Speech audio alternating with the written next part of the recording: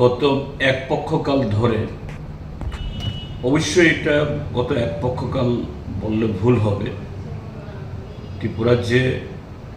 ভারতীয় জনতা পার্টির নেতৃত্বে এই জোট সরকার প্রতিষ্ঠা হবার পর থেকেই রাজ্যের যে সার্বিক অবস্থা ক্রমশ যেদিকে ধাবিত হচ্ছে, এটা গত এক পক্ষকালে একটা উদ্বেগজনক পরিস্থিতিতে পরিণত হয়েছে। এটাকে বলা যেতে পারে যে রোম সাম্রাজ্যের পতনের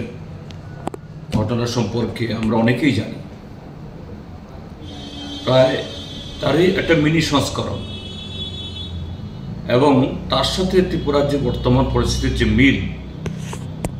রোম যখন জ্বলছিল তখন নাকি সম্রাট নিরু বাঁশি বাজাচ্ছিলেন। তিনি নির্লিপ্ত, তিনি উদাসীন, তিনি সম্পূর্ণ উদাস। ঠিক তেমনি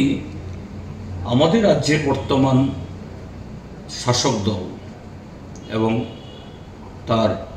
নেতা, আমাদের রাজ্যের মাননীয় মুখ্যমন্ত্রী, তার ভূমিকাও এরকম পরিস্থিতি যদি একটু দেখা যায়, একেবারে সেই নিরুর মতো তিনি সেভাবেই